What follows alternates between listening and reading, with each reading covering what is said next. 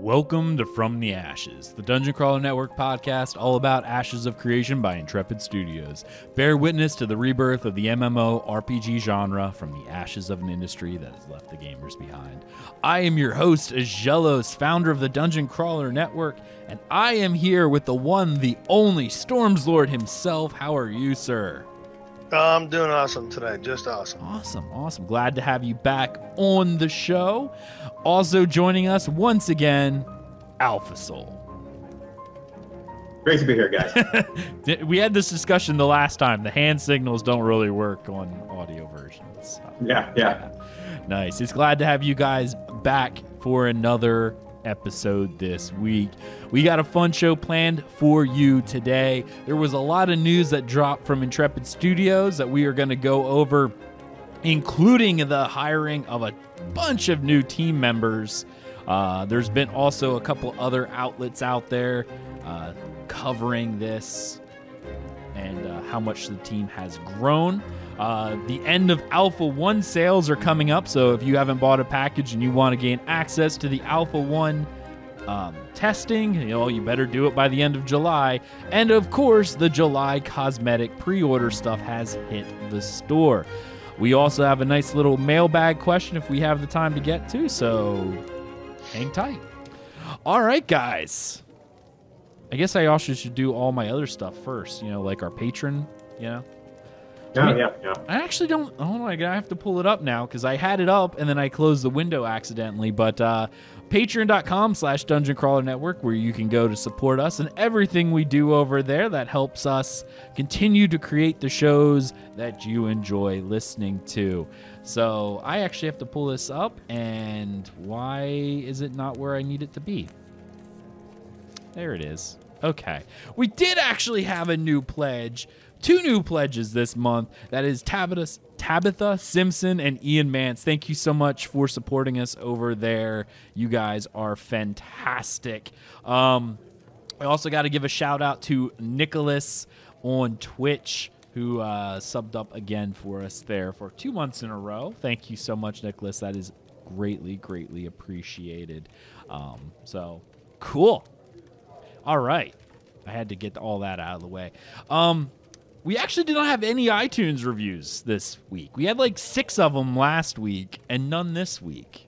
So give us some more iTunes reviews so you can hear your name shouted out on the show. Because iTunes reviews really do help us out. Helps people know that we are a real show, that we say real words, and sometimes they matter. Yeah. All right. Yeah. They really do help out. They're really great. And it's a way that if you're in a position where you possibly cannot support the show financially, that's okay. Leaving us a review does help, and it's amazing when you do. All right, guys. We just got a big news blast this week. First one is new team members were included. Now, a lot of the big mainstream news sources picked this up because there's been a couple big names. I think they only added about 7 people this round, but I was seeing a whole bunch of different emails going out in different venues covering it, saying that the now active production staff is over 100 members deep, I think they said it was. That's awesome. And I know they threw around this quote of the largest MMORPG in production right now. Before we get into actually who was hired, I kind of want to sit down and talk about this a little bit. I know this kind of Alpha Soul, I know you threw this around a few times in our community Discord, and we were kind of having a little bit of this discussion with a couple of our community members about what this really means, and is it really that big of a deal? Yeah. I'm gonna let you kind of take off and maybe just springboard us off of what your thoughts were originally. Sure. Yeah, so I was looking at that news and trying to figure out what it actually meant for it. And there's a couple things that I immediately just kind of questions off of it. Nothing positive or negative necessarily, but the first thing that I kind of wondered was, all right, well, what's their sample? What are they putting into that group of largest MMOs in production? Like, who are they counting within that group? And I had to do kind of my own investigation to figure out, what team sizes were for some of the past, AAA MMOs or some of the past MMOs that were in production, and kind of figured out from there, okay, well, WoW at its maximum has been around roughly, I think it was high 200, so almost 300 developers they had working on it in production. I'm not sure what they have now, but that's what that was. And then most AAA games have like 100 developers on them, not MMOs specifically, but AAA games. And so it just started me down this other path of where I started gathering more information of what this actually means. I mean, it's a positive that they have more and more people working on it, but I'm more leaning towards that this is kind of standard rather than it being something to wow at, if you will. Mm-hmm, mm-hmm. And the thing that kind of struck me is whenever I hear these titles, we've already seen their studio, right? I know they're moving to a bigger studio. There's no way they fit 100 people in that studio. So a lot of these extra areas, and I'll say this as well, they did open up two, I guess, satellite offices, one in France and one in Malaysia, which I'll get to in a second. But a lot of these are probably remote people. My thought was, is this number just being thrown out there to kind of, shock and awe us, right? Because how many of these people are actually just contract workers? Right. I guess you could argue they're employees, but I generally don't see them as employees because most contract workers are hired. I think the example I gave in Discord was, I'm not an artist, right? So a lot of the emblems and stuff you see on our site were done by graphic artists. So I hire them on, I give them a job, they do it for us, and then we get it. I wouldn't necessarily say, yes, they did work for DCN, but does that make them DCN? In my eyes, no. And in this case, if they're being paid for contract, are they getting, Intrepid Studio benefits if they have them? I'm just saying like 401k, those kind of things that kind of make you feel like a full employee.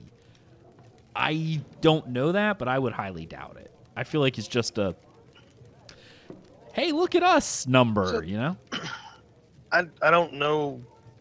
Based on what they have listed, again, we don't know, right? But being that Daybreak was SOE, right, and a significant number of them, except one, were at SOE and then Daybreak, to me that indicates that that's a long-term relationship.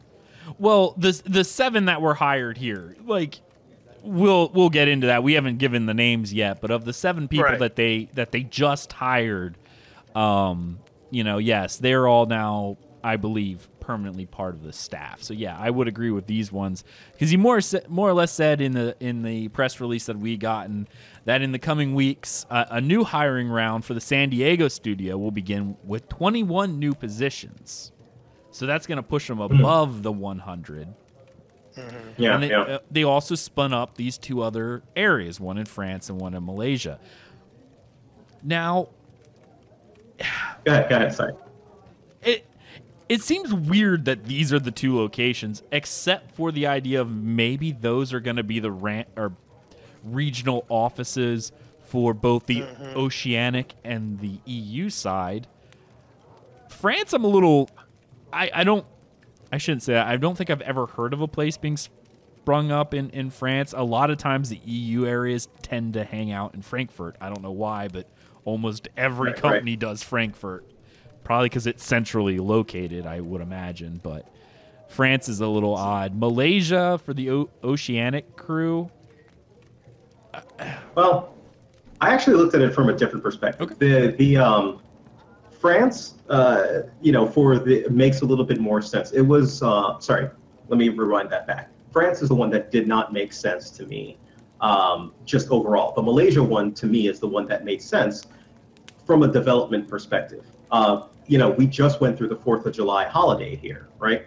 And one of the advantages, I work as a product manager in my career, right? And one of the advantages that we have with our offshore teams is they don't keep the same US holidays. So they're still developing through the time. And it's not just 9 to 5 with them. Obviously they're on a different time cycle. So they're actually developing while the US developers are asleep. So it allows for some offloading of some, development that needs to occur. And it's almost like a continuous development cycle that's going 24/7 rather than just from 9 to 5 and then, switching over. So that's why the Malaysia hires made a little bit more sense. If they're working on it from a dev standpoint and continuously developing, they're just, sending, I guess you could say, work that could be continuously developed on during that time frame. And I didn't think about it in that level, because in my mind, whenever I hear of these off main campus areas, I don't think of them as main development suites. I think of them as support staff. Maybe minor development, tweaking stuff, sysadmins for taking care of servers. But this early on, maybe that is a wrong outlook to take, because why would you hire those staff now before you're ready to have those servers spun up? That was my thought.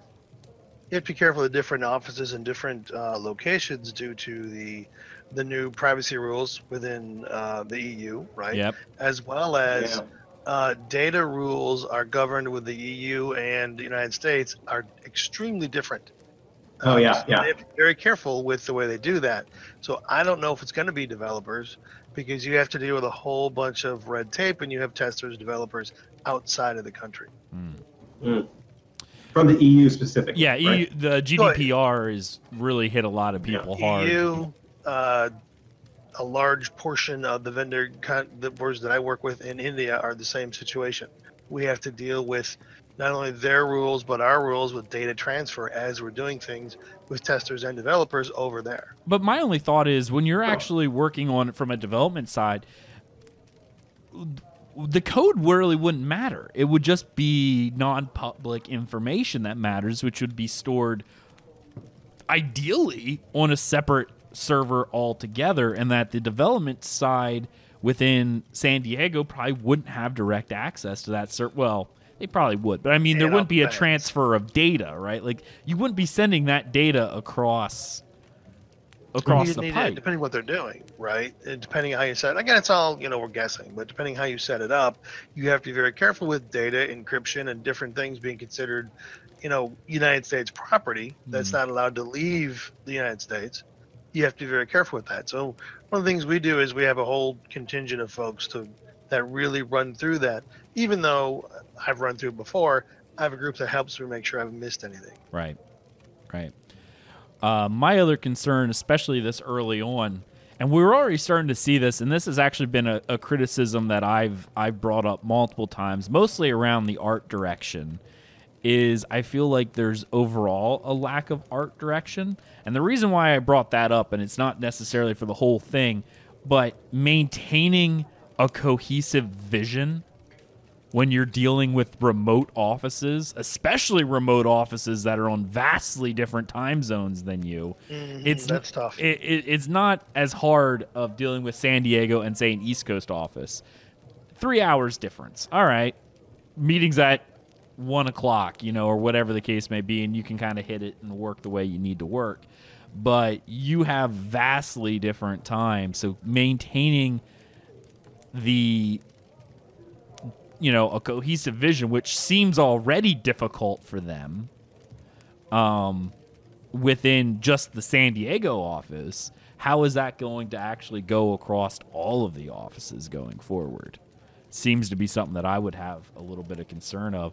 And I guess as the team grows, and maybe as Steven frees up some of his time, he'll be able to maybe step into that role more fully without having to deal with the other minutia that he has to deal with on a day-to-day basis.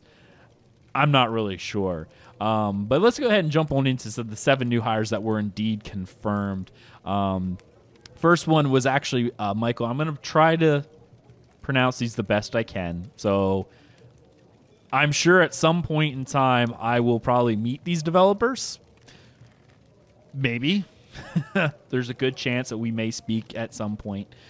So if I completely botch your name, feel free to just punch me in the arm or something when you see me in person. Michael Roca, formerly senior programmer at Daybreak, SOE, and EA. He worked on H1Z1, EverQuest 2, Return of the King, EverQuest Next, Landmark, and Free Realms. He's been with the MMO industry for about 22 years. He's now coming on board as a senior gameplay programmer. So that's actually pretty neat. I'm just going to jump through this list real quick, and then we can talk about if we have anyone in note. Grat Crabtree, formerly lead engineer at Disney Interactive, senior software engineer at Daybreak SOE. Worked on H1Z1 and Free Realms. Of course, he's been working in the MMO industry for about 15 years of experience, and he's coming on board as a senior software engineer. Devin LaFontaine is coming on board as a senior artist. He's formerly a lead artist at Daybreak SOE, Sigil Games Online, and has worked on H1Z1, PlanetSide 2, EverQuest Next, Free Realm, Star Wars Galaxies. Sorry, the bell's ringing for him because I mentioned Star Wars Galaxies, and Vanguard Saga of Heroes, and he's been working on MMOs for about 21 years. Tad Ehrlich is how I'm going to pronounce it. He's coming on board as a senior artist. That's good. Formerly lead artist at Daybreak SOE and Midway Games. Worked on H1Z1, EverQuest 2, Landmark, Vanguard Saga of Heroes, Ready to Rumble Round 2, and has been working for 18 years in the industry. We're nearing the end here. Last three. Garrett Fern is coming on board as a senior game designer, formerly a design engineer, team lead at Daybreak SOE. Has been working there for about 12 years and worked on EverQuest 2, EverQuest Next, Landmark, and H1Z1. Now, this one is going to be difficult, and I'm assuming this comes from the Malaysian office. I could be wrong. This is actually the only person who is not part of the SOE group. Zin, I'm going to say Chiang, is coming on board as a senior producer, formerly senior producer and creative director at Traven Games /Publishing, has been working in the MMO industry for 10 years. And finally, Midori Bond, she's coming on board as an executive assistant. I believe this is going to be our new Yavi. Formerly senior GM and customer service, worked on EverQuest 2, Free Realms, DC Universe Online for Sony Online Entertainment, and has been with them for about 3 years. So those are the new hires that are coming on board. There's a lot of experience, a lot of years of game experience in the majority of the people coming on board. So that's actually pretty neat to see. Yeah, I just quickly looked up Traven Games because I'd never heard of them before. It looks like they have Crowfall and Shroud of the Avatar under their belt. Really? You mean like? Yeah. Well, that I didn't know. Now, with that being said, is this person that came on board, is this a contract position? I don't know. Are Traven Games and Publishing, are they just kind of like a consultant firm, more or less? I don't want to say a consultant firm, but that's the easiest thing that most of us in the IT side have worked with. You hire a consultant firm, especially an IT consultant firm, to do a specific task for you, whatever it may be. And it sounds like maybe they've done assets or coding or specific coding for these other games. I may have to reach out to some of my contacts at Portalarium and see what they actually did, if they can talk about it. Because that would be interesting to see. Of course, it comes as no surprise that a lot of these people came from Daybreak, because as we know, they let go about 70-some employees last month. And I know I was sending messages to Steven going, dude, hop on this. So he was hopping on. And I know he obviously picked up quite a few people from SOE or Daybreak, whatever that may be. So pretty interesting. Any comments on this, guys? No? I'm just waiting to see what's coming. How they're gonna? I mean, they'll never tell us. But I'm looking. To me, internally, how would you bring in this many folks? What are the team structures? But that's again just from personal interest. Team structure. Oh, okay, I got what you mean. Like the departmental breakdown on how things are working. Yeah, being the project program manager that I am, I'm interested in how they fit it all together. Bring this large number of people together and have them cohesively work. You're going to have that all split up in different teams, and it's interesting. Sure. Yeah. No. But nobody else. But that's okay. No. I'm in a similar position as you, because I'm an IT manager itself. So a lot of it's me managing different teams at the place where I work. So yeah, from a management perspective, yeah, I would be very interested. Obviously, over 100 people now, and obviously with 21 new positions coming up, they fill all that 121 ish. You just brought in 20% new people. Yeah, that's a big chunk of people. Yeah. I can't imagine getting that many people on board that quickly with what you're doing, like think about it. Yeah, it's a struggle when I get one or two new people in that I have to kind of bring on board with people who have been working for a couple years on a project. They'd have to have a good mentoring system there to make sure they're all brought in, the right way. Right. Out of curiosity, when are they moving to their new studio? I don't think they've had an ETA on that. I mean, I've heard some things. I don't know if I can. No, real estate. Just to be safe, I'm not going to say anything because I'm not sure what I can say or whatnot. But I know the last thing I knew, they were still in the process of trying to get the new place, but they probably haven't signed anything yet. So I know we joked already when they did their last live stream about them shoving people in there like a sardine can. So because they have not moved yet to their new location. All right, the next news topic, which is kind of interesting. July marks the end of Alpha 1 sales. So in addition to all the new team members, Intrepid Studios is announcing that July will be the final month for Alpha 1 sales of Ashes of Creation. There are now over 8,000 people who have purchased Alpha 1 level access. And Intrepid wants to try to keep this below 10,000 for testing purposes for the Alpha 1 stage. So the Alpha 1 pack will be swapped to another pack at the end of July that does not include Alpha 1 access, but still has the other perks. So this isn't too uncommon, especially from an idea of a crowdsourced or crowdfunded game. You tend to see these packages either get moved around or removed entirely. I know Pantheon, I almost said Paragon, but Pantheon just recently removed its alpha access as well, saying that, hey, if you didn't already have it, well then, guess what? All new packages will not have it going forward. And it sort of makes sense, I mean, or it gets moved into a higher tier package. Like if you bought into it when Kickstarter was happening, you might have got into Alpha 1 for what was the lowest package for Alpha 1? 250? Yeah. 250. Yeah.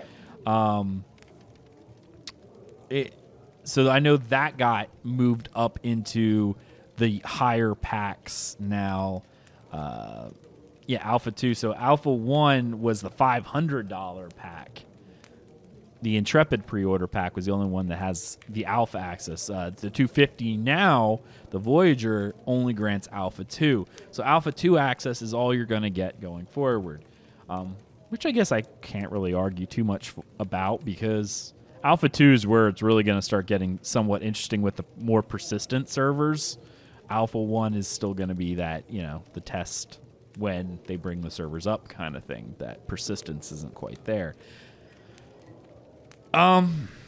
Yeah, I mean, any comments on Alpha 1? I mean, 8,000 people bought into Alpha 1, so I mean that's a significant number. That's I'm just gonna do a quick napkin math here. Approximately 8,000 people. We'll say it was 250.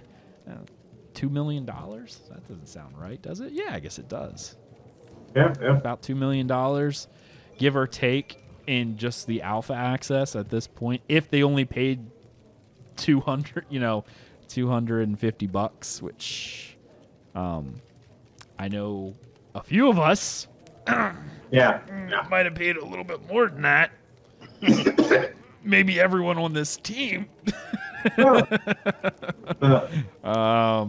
Yeah. It's even crazier when you stop and think for a second that, they got $2 million for a group of QAs. Yeah. Who are paying you to QA the game, basically. Oh yeah. Mm-hmm. Oh, totally. Yeah. And that seems to be what the industry kind of moves towards, which isn't necessarily a great thing. Because I can tell you what, I'm sure that when Alpha Zero opened up and they let everyone into Alpha Zero, right, that there were probably a ton of people who went in going, wow, this is just awful, and left because they didn't know what an alpha really was, because they've seen all these Eastern imports that are called alpha that have been out in other countries for many years, and it's really just a localization, and it's almost a fully playable game. From all the videos and stuff we saw of Alpha Zero, you could tell it's not. It's definitely not. So I would love, maybe Steven, if you're listening to this, I'm under NDA. I would actually love to see the statistics of accounts that got Alpha Zero, signed in one time, and never signed in again. I think that'd be an interesting statistic to see. I would bet you. I would bet less than 20% of the people who had Alpha Zero access signed in more than one time. Only 20% would have signed in more than one time. I'm willing to make that bet. I would be. That sounds about right. I would be surprised if it was higher. I would agree. Just given how modern gamers are, Oh, this isn't fully playable. Well, then I'm not gonna do this anyway.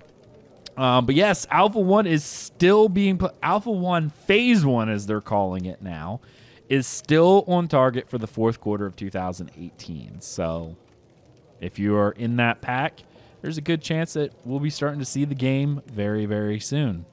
Well, I mean, what is that? 3 to 4 months away for us right now? Well, I guess Q3. Maybe at most 6 months. No, not 6 months. That would be the end of Q4. Yeah, 4 months, I'd say. 4 months, yeah. If you say that's going to start about a month after into Q4, yeah, then about 4 months. 4 months. And then we'll have access to Alpha 1, Phase 1. That's pretty cool. And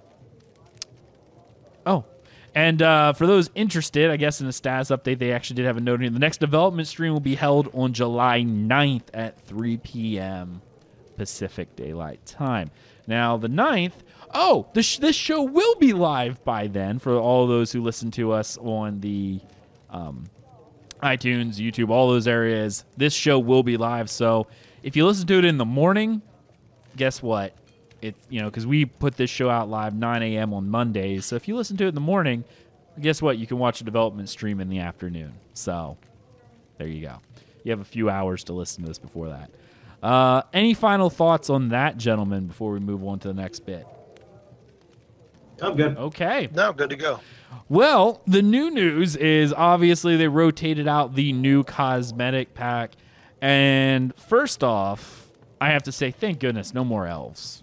Right? Because this is all clearly dwarven stuff. I'm going to go ahead and pull up the first image here. How do I want to say this? This is dwarven, not the Witcher level of dwarven, which is what I would prefer, but it's still not bad. It's better than the wings everywhere. This is the Peter Jackson vision of Tolkien dwarves. That's the best way to put it. The Peter Jackson vision of Tolkien dwarves. Okay? So this would be definitely something you could see Thorin in the Hobbit movies wearing, or Gimli, something along those lines. So, all right, first one up here is the gauntlets. These are the Spellbreakers gauntlets. You can clearly see in this one the Peter Jackson motifs. Kind of very squared in a lot of ways, a lot of sharp angles, which tend to be the thing that Peter Jackson really jumped onto when he was doing his interpretation of the Tolkien dwarves from Lord of the Rings and The Hobbit. Thoughts on these gauntlets, guys? I kind of like them. I mean, it's not really super realistic. Like, it's not Witcher realism, but it's Peter Jackson type realism, and I definitely like this motif more than a lot of the other stuff. I absolutely like this one. Alpha, what about you? This is actually the only thing that I like from this bunch of stuff, which should be a harbinger for what I'm going to say for the rest of the stuff. But yeah, it's the only thing that I like from this group, and it's the only thing that I bought. Okay. No, fair enough. Is there anything in particular that is there a reason why you like this over the other stuff? Yeah, well, so excluding the other stuff, for Yep. example, I mean, I'll get to the other stuff, Yep. but the reason I like this one is the little hologram on the gauntlets are cool, but I do like the little hologram on top, and I can imagine myself pairing that with either, no matter what kind of character I make, I like the look that I could potentially make of this thing with, what I'm kind of envisioning, what I'm going to have my guy look like. Sure. No, and I could definitely see that. I have a mix of images in my head. I'm seeing, with this particular thing, a very loose Elder Scrolls with like the Spellbreaker. Okay, the Daedric artifact, the Spellbreaker, because it kind of had this little weird hologram-ish thing. Maybe not quite this. The other thing, and I don't know why it's in my head, I haven't played it in forever, but Dragon Age. The dwarves and like the way of controlling golems, I could almost see this as like a control gauntlet for one of the golems from Dragon Age. I've only played Dragon Age 1, but it sticks in my head like, because dwarves generally, from the token aspect, they're very resilient to magic. So having something called a Spellbreaker gauntlet would make sense. They're fairly hardy. Yeah. I can see that. And obviously, even the name of the episode, Runic Power, just due to all the stuff that seems to be fitting in this package. The next one up here is the mini pet called the Quarrier? Quarrier, I think is how it's pronounced. Anyway, there it is. Essentially, it's an armadillo with a Pretty much, what looks like a hybridized gemstone stuck in its back. Armadillos. It looks just like an armadillo, except for it looks like it has some elemental magic forged into it. I actually really like this, and probably a pet that I would have ended up buying. I don't think I'm going to buy anything from this pack. I've already spent so much money on this game, and I still have to kind of watch. I have to watch because, as many of you know, I don't like the art direction so far. So I'm kind of holding off on spending any more money on the game till I see a more cohesive vision of what everything is going to look like once it's in the game before I start going nuts again. Which is a shame because I actually really do like this guy. So just one thing, actually. I think this is actually more of... So I'm an animal nerd on top of other things. Oh, cool. This is actually more of a pangolin than it is an armadillo. Because armadillo's got, like, ears All right, on it. you where totally went pangolins over are. my head completely. I'm going to have to Sorry. Google this. Yeah, Google pangolin versus armadillo. P-A-N-G-O-L-I-N here? P-A-N-G-O-L-I-N. Okay. I do see it. And you are 1,000% correct. In fact, if you were to paint some of these guys' scales orange, I would say it's a direct relation. Yeah. Huh. Okay. So where's a pangolin from? Africa? I actually don't know where they're from. Africa's a good guess, but I'm pretty sure they're not North American native. I think no. So they got their vision from somewhere. Yeah. Well, actually, it says pangolins are scaly anteaters, are mammals. I can't read. It's a Greek word. Are mammals of the order of, essentially means horny scale. The one extinct family, Mandalay, has 3 genera. Manus, which had 4 species living in Asia, 2 species living in Africa, and another species living, it says another one in Africa, so they were number of extinct. Okay, so there's not a whole lot of them. I know I'm kind of reading this as we go along, but Yeah. they're actually really neat. But yeah, I'm looking at the species breakdown list here, and there's 1, 2, 3, 4. There's 8 different subspecies of this, and they're all kind of within the Congo-esque region of Africa. And down towards South Africa, just that center part, the stuff, the part that's not desert.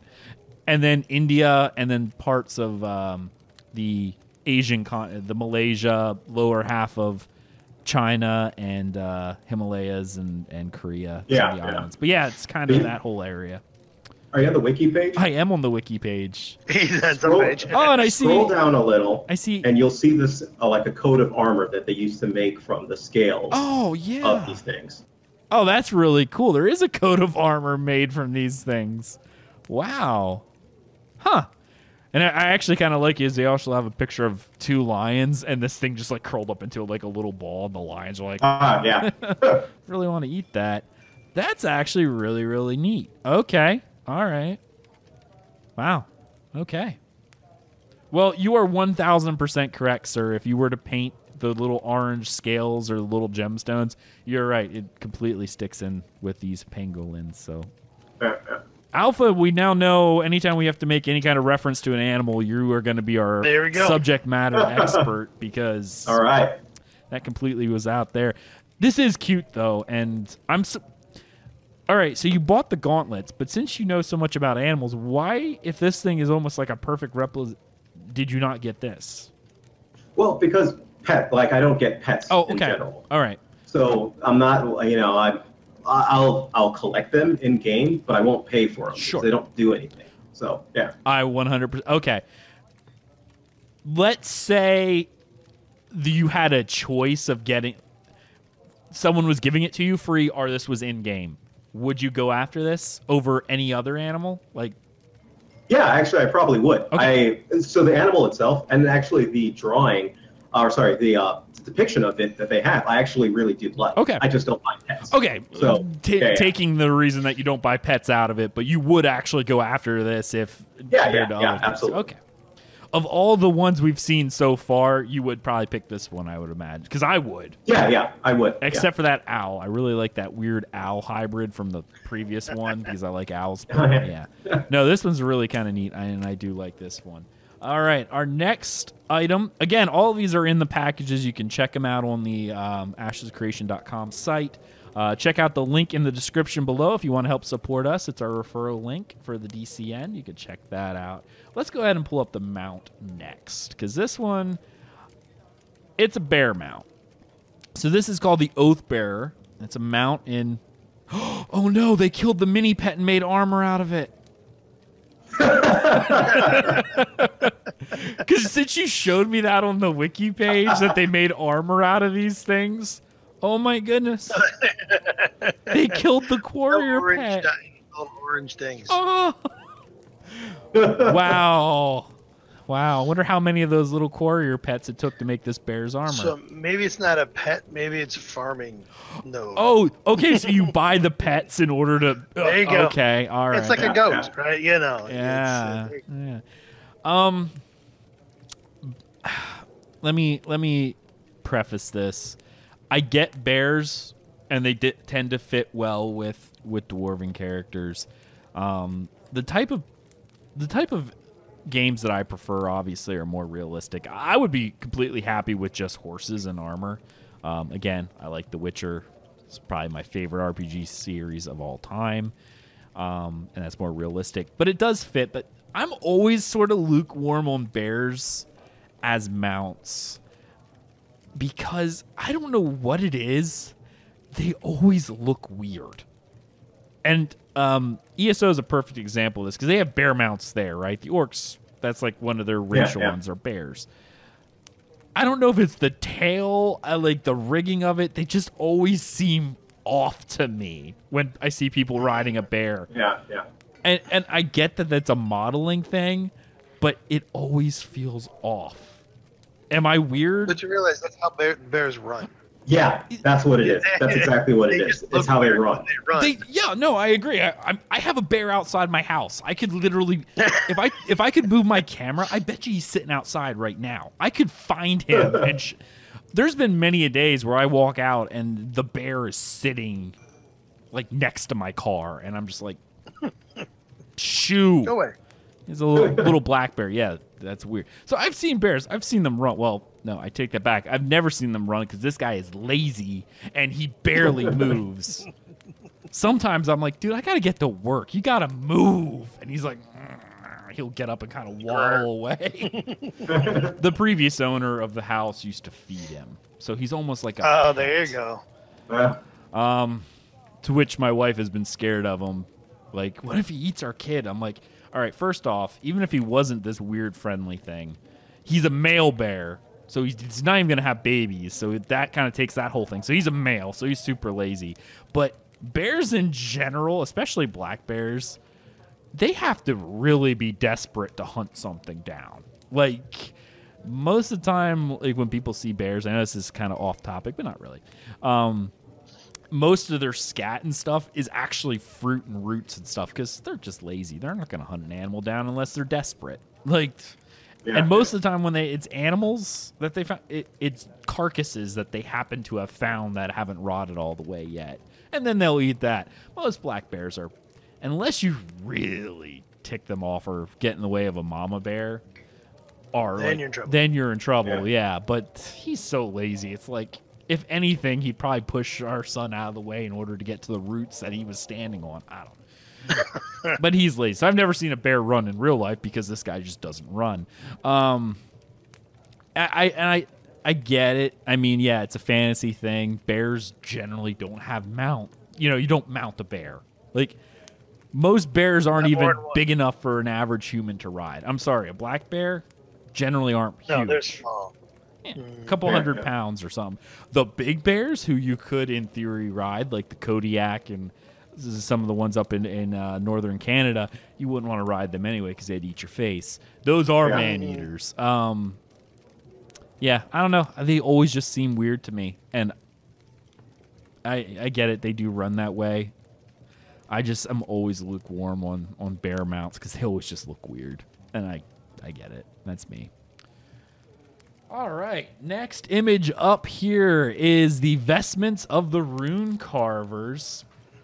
Again, this is 1000% the Peter Jackson vision of Tolkien dwarves. Very sharp angles. My big issue with this is that the female dwarf doesn't have a beard.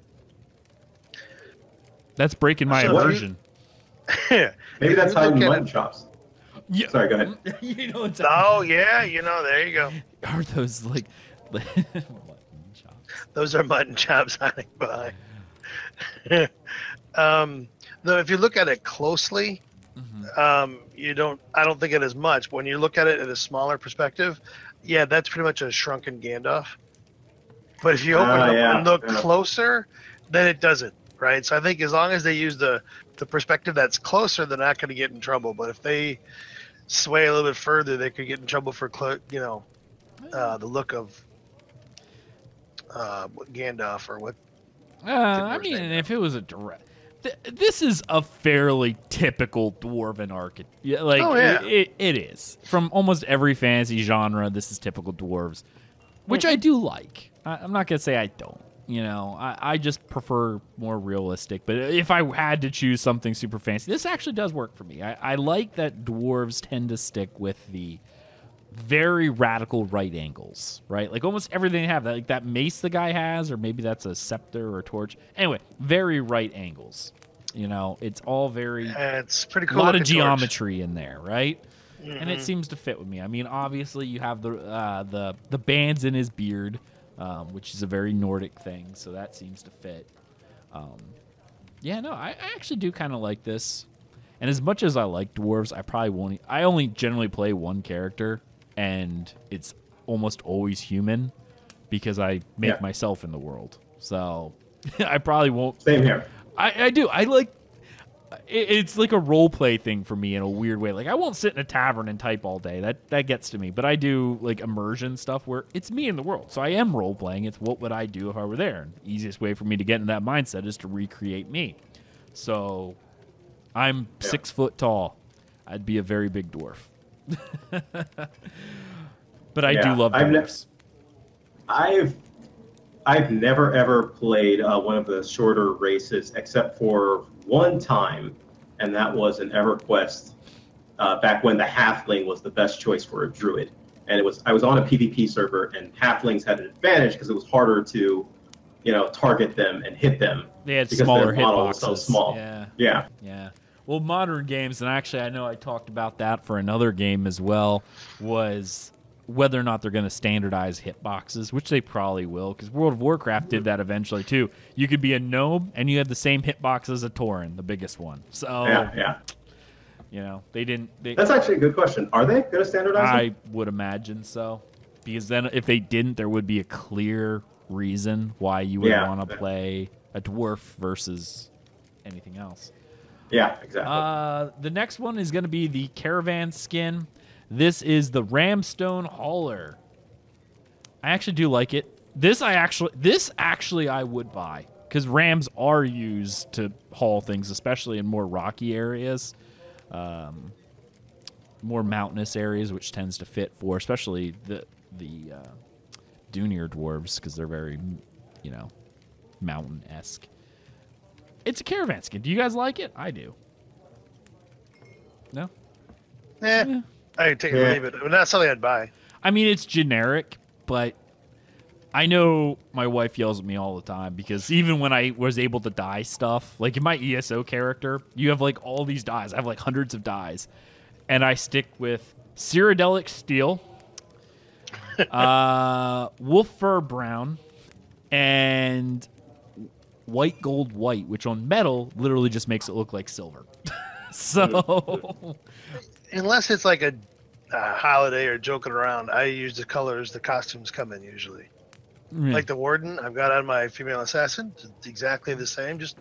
Yeah. I just do that and move on. I just like earth tones. I don't go with bright colors. So this is something that just appeals to me. I like earth tones. From an aesthetic point, that's what I like. Okay, I think the final thing we have here is the Freehold Appearance. As I find it on my list, where is it? This is Dunethal's Forge. Very, very, very Tolkien-esque. And you could even... this looks very much like the dwarves in World of Warcraft as well. Very square, very... They like the right angles. I could see this being a Dwarven Forge, and I love it. This is actually... As much as I despise the artistic appearance of the armor and weapons that Intrepid has been doing, I love the building structures. Buildings are something that I like the high fantasy look more so than I like it on the character itself. And this is beautiful, and I love it. I really can't say anything more than it's beautiful and I love it, and it definitely fits dwarves. Any final things before we move on to our mailbag? No. That's nice. I like the candy store better a couple months ago. Please don't say that. Oh, the candy store. Oh, okay. Anyway, that was the last bit of news, the new July cosmetics. Remember, once again, as a PSA, if you were interested in testing an Alpha 1, if you do not buy the Intrepid pack this month, guess what? It's gone, so check that out. All right, we got one email in our mailbag, and since we have a little bit of time, we are going to answer this. This is from Lemidas, if I said that correctly. Hopefully I did. This is for the mailbag. In regards to services such as item repair, getting cooked food from NPCs and other various things, will you only be able to get those things done from other players, or will there be NPCs to do that? Also, do you think that you should only be able to get access to these services from other players to promote the crafting system and social aspects of the game? I'm actually going to let one of you guys answer this one first. So you guys have any thoughts on this one? I like the idea of being able to buy it from a NPC as well as players. One thing that was interesting about that with ESO is the cost at the NPC sometimes would be dramatically higher than the cost on the market. But to me, that's why it's a good thing to allow an NPC to have it, but they're going to, assuming, use a standard price. They may or may not go down based on the economy as it is. My thoughts. I do believe they're going to have NPCs that you'll be able to buy certain things from. But I feel like this is going to be the idea of how Dark Age of Camelot did it. Could you buy a level 50 sword from a NPC? Yeah, but it's poor quality and awful. Like, they had it on the merchant, but no one bought it because there was no purpose. Any drop was better. Like, honestly, outside of like the first few levels, like levels 1 to 10 in DOAC, there was no reason to buy any armor or weapons off a merchant ever, because they were just really bad quality compared. I do think you'll be able to get some basic stuff. The thing that I'm hoping to see And things that I'm thinking is going to happen is you'll be able to buy stuff off NPCs that, like, remember how they talked about freehold appearances in the past and how you can make whatever you want in your freehold, right? And that there will be merchants that you can maybe rent out a stall of. What if the NPCs only served as an offline way of selling player-made goods? Like, they didn't have a native stock of stuff. You had to load it up. I honestly think that's what I'm going to see. Like, if someone makes a tavern and they're a cook, I think that the NPC vendors in their tavern will only sell the food and beverages that are made by a player. Yeah, they can make hundreds and load them up, right? But if they're all sold out, the vendor's not going to have anything. That's an interesting way to do it. Star Wars Galaxies did it that way. I mean, the player-made cities, if you had NPCs, yeah, there were NPCs, but they held items that players made. Ultima Online was that way. You could get an NPC merchant to stand outside your house, but guess what? Oh, that's right, UO. Right, yeah. I was trying to figure out the game that had it. Yep. Yeah, that I played, and it was UO. Yeah. Yep. Those merchants didn't have anything on them unless the player put it there. And they could set a price, and the merchant would, that way you're not sitting there. I've seen other games, and I'm going to say this only because my wife played it. I've never played this game. Maple Story. Anyway.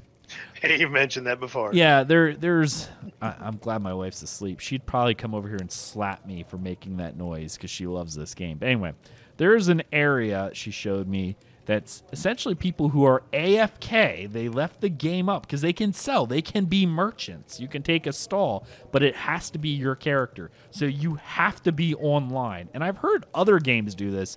Specifically, I think they're all Asian games that tend to do this. The idea of your character has to be online to sell. So what people would do is they would just leave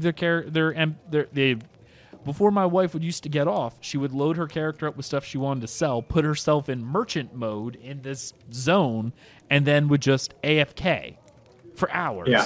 Just leaving it up on her PC so people could buy off of her. Yeah, Aeon had the same thing, now that I come to think of it. Was it Aeon? One of those games that I played. But yeah, the concept was exactly the same. It's you set yourself into merchant mode, and anything in your being then is available for people to sell. Right. Or for people to buy, sorry. Yeah, that's definitely an Asian game mechanic more than Western. I don't remember of any. Yeah, that would kill the servers, wouldn't it? Well, guess what? You know what that does look good for? Login times. Absolutely. Concurrent right? users. Logged in. That's true. We've had 3 million concurrent users this month. Well, they're all selling companies. They never leave. Yeah, yeah. I bet your concurrent user list looks amazing when you do that. Oh, that's true. But a lot of the Western MMOs tend to stick with buying an NPC. Dark Age of Camelot, if you owned a house, you could actually they had a hook because it wasn't really freeform. You had hooks that you could place items or merchants, and the outside of your house they always had this awning that you could put one merchant and he would sell goods. So that was something that you could do. I fully expect that if you buy a merchant stall in a metropolis that it will have an NPC vendor that you can load up. I'm really hoping, and I don't know this for a fact, but my hope is, like you said, the players should be really pushing the crafting system and the economy of the game. If you have an NPC merchant, it doesn't do a whole lot for the social aspect other than the fact that maybe the merchant has a name and it's like, like a subtitle saying this is Aggelos' merchant. So maybe you get to know me through my NPC, that it's this house right here that always has the good stuff. That's my hope. I really want to see a return to NPCs not doing a whole lot. Maybe if you're a new player, you can get the bare minimum of things. If you played ESO, it's the idea of getting the white food and the white potions. They drop everywhere. Yeah. They're consistently probably 60 to 70% less effective than player crafted potions, and it should be. But if you don't have anyone or whatever, yeah, okay, an NPC will sit. I'm hungry. Here's a piece of bread. Only 70% sawdust. All right. It probably tastes awful, but it will sate me. But, hey, there's a good bakery over there that's run by a player. Oddly enough, in that ugly freehold building the Cupcake Palace. But, I think that would be something that'd be pretty neat to see. And I'm hoping that's what we see going forward. Do you guys agree with that sentiment? I think it's a good way to go. Yeah, I agree. Cool. All right, guys, that is the end of this show for us this week. We hope you enjoyed this episode. So before we go, we got to let people know where we can be found outside of this show. So let's start with Alpha Soul again. Yeah, I can be found within the Dungeon Crawler Network Discord channel. I'm particularly in the Hands of Fate channel as well as some others, but you can see me in there as Alpha Soul. You can also find me on my YouTube channel at YouTube /Dracdoc, DRACDOC. There you go. And Stormzlord. So you can find me at ESO on our other guild. You can find me at Twitter. You can also find me at Digital Piper Studios. We are releasing finally our new Match 3 game on Facebook on Monday. Ooh. So it's been a while, but we're going forward with the Android version. Sounds great. Awesome.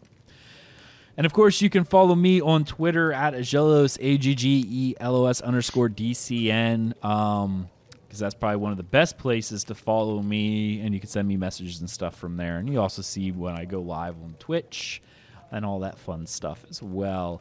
A little PSA before I do our guild shout-out, as I normally do.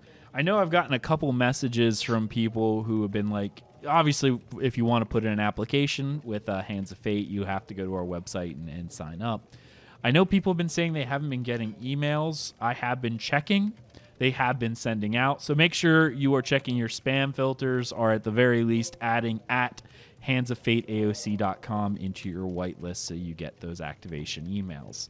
I've been manually activating people, but I've seen it go into the spam filter. Gmail does not like it, so if you're using Gmail, make sure you check your spam, obviously, or whitelist that domain. But if you're curious of checking out our guild for Ashes of Creation's Hands of Fate, that is our Ashes of Creation chapter of the Dungeon Crawler Network, a gaming community forged by the listeners of our gaming podcast. We've created an amazing gaming community and family. You should come be a part of it. We cover a wide range of gaming preferences from PC to console. We have developed a community that ranges from the super casual to the cutting edge of hardcore players, and we strive to create an environment where we can support all play styles while we enjoy each other's company.